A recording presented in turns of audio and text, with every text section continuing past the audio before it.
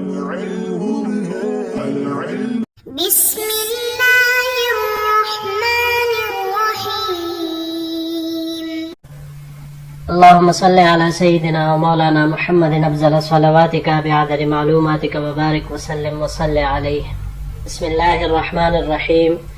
عزیز طلباء کرام، مختارات من ادب العرب سے بحمد اللہ تعالی آج ہمارا 63واں سبق ہے، اور آج جو مضمون ہم شروع کرنے جا رہے ہیں عنوان ہے اس کا اشعب والبخیل، یعنی اشعب اور ایک بخیل کا واقعہ. اس مضمون کے مؤلف ان کا نام ابو الفرج الاصبہانی ہے. پہلے تھوڑا ان کے بارے میں جانتے ہیں، پھر اشعب کی طرف آتے ہیں. ابو الفرج الاصبہانی، ان کا پورا نام ابو الفرج علی ابن الحسین الاموی الشعبی ہے، اور آپ ایک جامع شخصیت کے طور پر جانے جاتے تھے. جامع اس اعتبار سے کہ بیک وقت آپ ایک مورخ بھی تھے، ایک مصنف بھی تھے، علم الانساب کے ماہر بھی تھے، علوم میں مہارت بھی رکھتے تھے، اور اس کے ساتھ ساتھ شاعر بھی تھے. ان کی جو سب سے عظیم الشان تصنیف ہے کتاب الاغانی کے نام سے مشہور ہے، اور یہ کتاب عربی ادب کے ذخائر میں سے ایک اہم ذخیرے کی حیثیت رکھتی ہے. اس وجہ سے علماء ادب فرماتے ہیں کہ اگر کتاب الاغانی نہ ہوتی تو علم ادب کا ایک کثیر حصہ وہ لوگوں سے خفیہ رہ جاتا، اور لوگوں سے وہ ایک طرح سے آپ یوں سمجھ لے کہ ضائع ہو جاتا. اور آج جو عربی کو مطلب اتنی فصاحت اور اتنی وسعت ملی، تو اس میں اس کتاب کا بھی بہت بڑا حصہ ہے. یہ کتاب اپنے ادبی منافع، لغوی دولت کے ساتھ ساتھ خیر القرون کے اسلامی معاشرے کی ایک تاریک و سیاہ تصویر ہے. ان کی وفات 356 ہجری میں بغداد میں ہوئی ہے. اب آتے ہیں اشعب کی طرف. اشعب ان کا پورا نام ابو العلا شعیب ابن زبیر ہے، اور ان کی پیدائش یہ 9 ہجری کی ہے. مدینہ منورہ میں انہوں نے پرورش پائی. شکل اور صورت کے لحاظ سے اللہ نے ان کو خوب رو بنایا ہوا تھا، اور اس کے ساتھ ساتھ بہت خوبصورت آواز کے مالک اور قاری تھے. آپ کے اندر کئی صفات تھی، لیکن ان تمام صفات کے باوجود کثرت طلب اور شدت طمع، یہ 2 چیزیں ان میں اتنی زیادہ تھیں کہ اس کی کثرت کی مثالیں دی جاتی ہیں، اور آپ کے متعلق کئی طرح کے حکایات وہ مشہور ہیں. تو آج ہم اس کے بارے میں ایک یہ پڑھتے ہیں جو آج کے سبق میں ہے. تو پڑھتے ہیں اپنے سبق کی طرف. حدث اشعب قال، اشعب نے بیان کیا کہ ولی المدینة رجل من ولد عامر بن لوی وکان ابخل الناس وانکدهم، کہ عامر ابن لوی کے خاندان میں سے ایک شخص کو مدینہ منورہ کا والی بنایا گیا جو کہ بہت بڑا بخیل اور تنگ دست تھا. وَأَغْرَاهُ اللَّهُ بِي يَطْلُبُنِي فِي لَيْلِهِ وَنَهَارِهِ، اللہ تعالیٰ نے اس کو مجھ پر فریفتہ کر دیا تھا، لہٰذا وہ ہر وقت مجھے بلاتا تھا، چاہے دن ہو یا رات ہو. فَإِنْ هَرِبْتُ مِنْهُ هَجَمَ عَلَيَّ مَنْزِلِي بِالشُّرَطِ، بس اگر میں اس سے بھاگ جاتا کسی وقت تو پولیس لے کر میرے گھر پہنچ جاتا. وَإِنْ كُنْتُ فِي مَوْضِعٍ بُعِثَ إِلَيَّ إِلَى مَنْ أَكُونَ مَعَهُ أَوْ عِنْدَهُ يَطْلُبُنِي مِنْهُ، اور اگر میں کسی اور جگہ ہوتا یا کسی کے ساتھ ہوتا تو جس کے پاس ہوتا تو وہاں کسی کو بھیجتا اور اس سے میرا مطالبہ کرتا. فَيُطَالِبُنِي بِأَنْ أُحَدِّثَهُ وَأَضْحَكَهُ، پھر یہ مجھ سے مطالبہ کرتا یعنی والی مدینہ کہ میں اس کے ساتھ گپ شپ کروں، بات چیت کروں، باتیں کروں. وَأَضْحَكَهُ، اور اس کو ہنساؤ یعنی اس کو ایک طرح سے ان کے ساتھ ہنسی مذاق کروں. ثم لا اسکت ولا انام، پھر نہ میں خاموش رہتا اور نہ میں سو پاتا، یعنی نہ میں سکون محسوس کر سکتا۔ ظاہر سی بات ہے جب مسلسل بندہ کلام کرتا رہے تو سکون تو ہوتا ہی نہیں، نہ خاموشی ہوتی ہے۔ ولا انام، اور نہ ہی میں سو سکتا۔ ولا یطعمنی ولا یعطینی شیئا، اور اس سے اوپر یہ کہ نہ مجھے کچھ کھلاتا اور نہ اس کے علاوہ کوئی اور کچھ بخشش یا انعام کے طور پر بھی کچھ نہیں دیتا۔ فلقیت منہ جہدا عظیما وبلاء شدیدا، اس لیے اس سے میں بڑی سخت اور شدید مصیبت میں مبتلا ہو گیا۔ وحضر الحج فقال لی، جب حج کا وقت آیا تو اس نے مجھ سے کہا یا اشعب کن معی، اے اشعب میرے ساتھ اس سفر حج پر جانے کے لیے تیار ہو جاؤ۔ فقلت بأبی انت و امی، میں نے کہا کہ میرے ماں باپ آپ پہ قربان ہو، انا علیل، میں تو بیمار ہوں، ولیست لی نیت فی الحج، اور دوسرا یہ کہ میرا حج کا ارادہ اور نیت بھی نہیں۔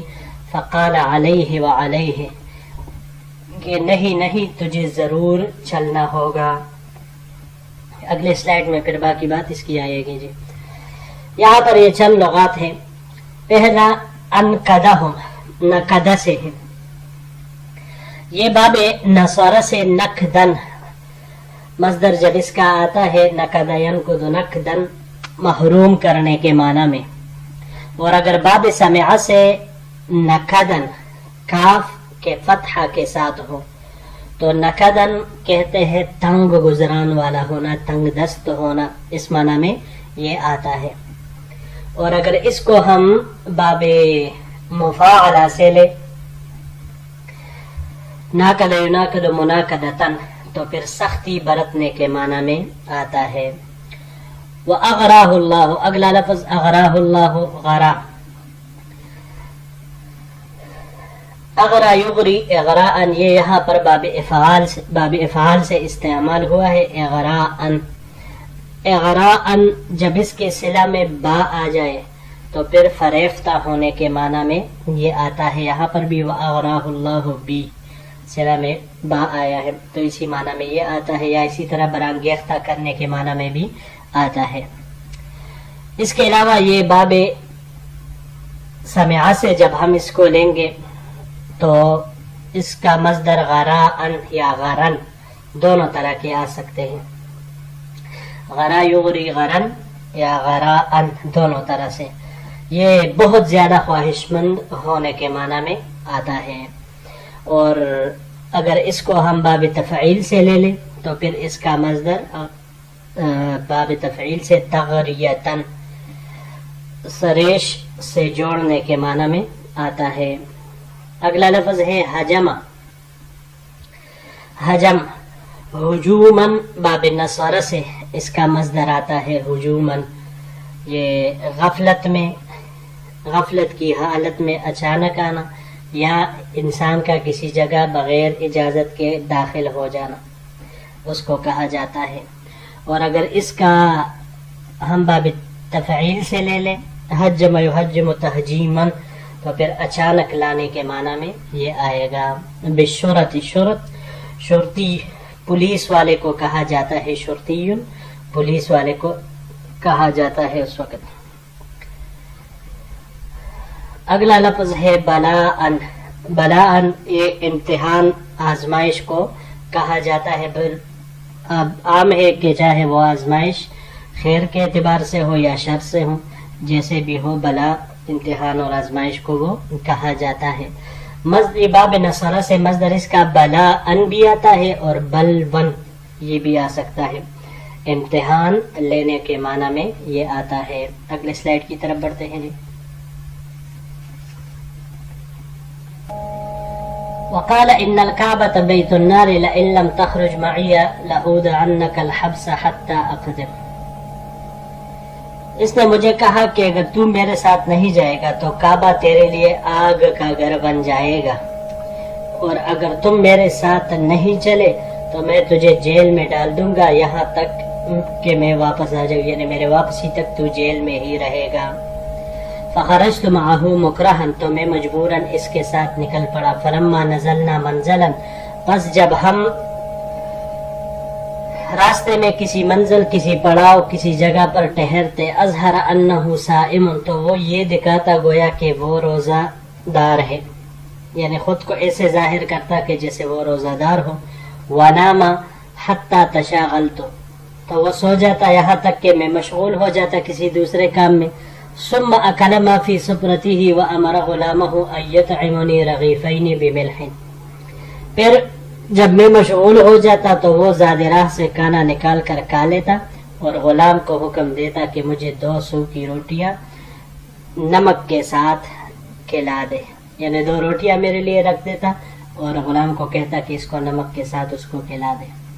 فجئت وعندي انه صائم ولم ازل انتظر المغرب اتوقع افطاره، جب میں واپس آیا تو میرے گمان کے مطابق تو وہ روزہ دار تھا اور میں مغرب کے وقت افطار کا انتظار کرنے لگا، میں اس کے افطار کی توقع کرتا رہا.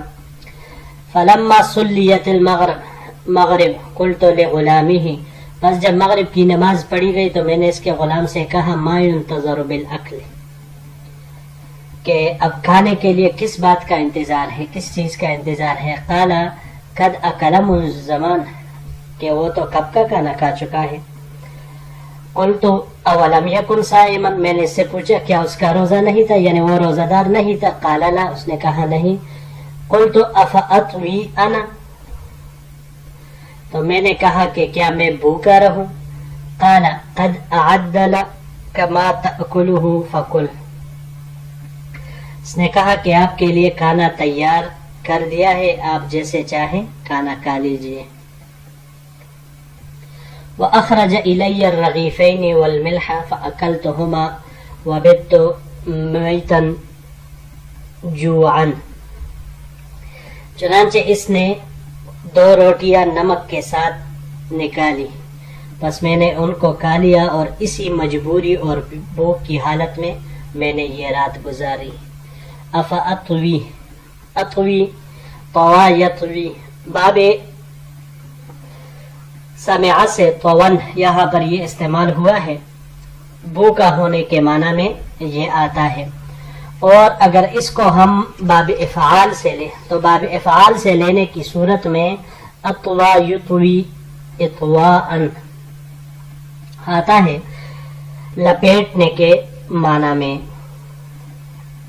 یہ باب افعال سے بھی یہ بھوکا ہونے کے معنی میں آتا ہے. لیکن اگر ہم اس کو باب ضربہ سے لیں تو پھر باب ضربہ سے لینے کی صورت میں اس کا مصدر طین آئے گا، لپیٹنے کے معنی میں. اس کے علاوہ یہی اگر باب انفعال سے ہم اس کو لیں انطواء، مصدر اس کا آئے گا جمع ہونے کے معنی میں، اور باب افتعال سے لینے کی صورت میں اس کا مصدر اطواء آئے گا، لپیٹا جانا، اس معنی میں پھر یہ آئے گا. اچھا جی، اگلا لفظ الرغیفین. رغیفین اس کی یہ تصنیہ ہے، مفرد رغیف آتی ہے، روٹی چپاتی اس کو کہا جاتا ہے. باب فتح سے اس کا مصدر رغفن آتا ہے، رغفن آٹے کا پیڑا بنانا، اس معنی میں یہ استعمال ہوتا ہے. اور اگر باب افعال سے اس کو ہم لے ارغف یرغف ارغافن تو یہ چلنے میں، جلدی کرنا، اس معنی میں یہ آتا ہے. جی تو بڑھتے ہیں اپنے اگلے سلائیڈ کی طرف.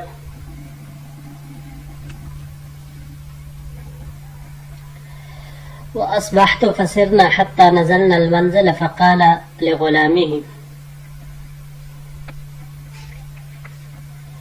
اگلے دن صبح ہی ہم نے سفر شروع کیا، یہاں تک کہ ہم نے ایک جگہ پڑاؤ ڈالا تو اس نے اپنے غلام سے کہا ابتاع لنا لحما بدرہم، ہمارے لیے 1 درہم کا گوشت خرید لو. فابتاعه، اس نے خرید لیا. فقال کبب لی قطعا، کہ تھوڑے سے گوشت کے ایک ٹکڑے سے کباب بناؤ. ففعل، اس نے کیا. فاکلہ، اس نے وہ کھا لیا. ونصب القدر، پھر اس نے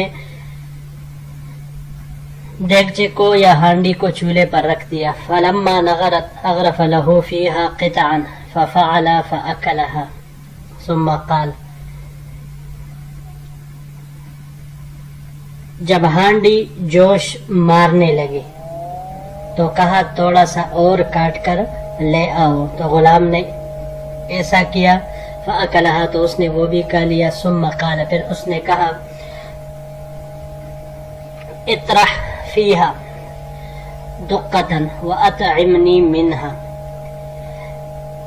کہ اس میں سے اب اس میں گرم مسالہ پیس کر ڈال دو، ففعل غلام نے ایسے کیا، ثم قال الق توابلہا واطعمنی منہا ففعل، کہا کہ اس میں کچھ مرچیں وغیرہ ڈال کر، مسالے ڈال کر اس کو مجھے کھلاؤ، ففعل غلام نے ایسے ہی کیا، وانا جالس انظر الیہ لا یدعونی، اشعب کہتے ہیں کہ میں بھی وہاں بیٹھا اس کی طرف دیکھ رہا تھا لیکن اس نے مجھے بلایا ہی نہیں، فلما استوفى اللحم كله قال یا غلام، بس جب اس نے پورا گوشت کھا لیا تو غلام سے کہا اطعم اشعب کو بھی کھانا کھلاؤ، ورما الی برغیفین، اور میری طرف 2 روٹیاں پھینکی، فجئت الی القدر، پس قدر میں آیا ہانڈی کے پاس یا دیگچی کے پاس، وَإِذْ لَيْسَ فِيهَا إِلَّا مِرَقٌ وَعِظَامٌ، مگر اس میں سوائے شوربہ اور ہڈیوں کے اور کچھ نہیں تھا، فَأَكَلْتُ الرَّغِيفَيْنِ،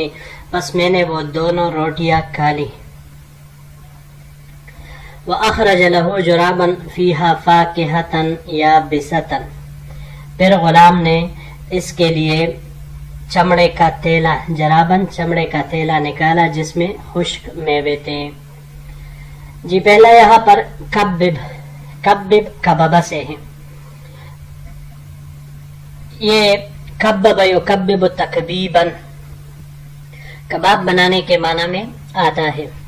اس کے علاوہ یہ باب نصارہ سے کھبن، اس کا مصدر آتا ہے اوندا کر دینا، اور اگر اکبب یکبب اکبابا باب فعال سے اکبابا مصدر اس کا آئے تو پچاڑنے کے معنی میں یہ آتا ہے۔ اس کے علاوہ تکببن باب تفاعل سے اس کا مصدر آتا ہے کپڑے میں لپیٹنے کے معنی میں۔ نغرت، یہ نغیرن یا نغرانن باب ضربہ سمع سے، اور اسی طرح باب فتح سے بھی جب مصدر اس کا نغرن آئے تو ابلنے کے معنی میں، اور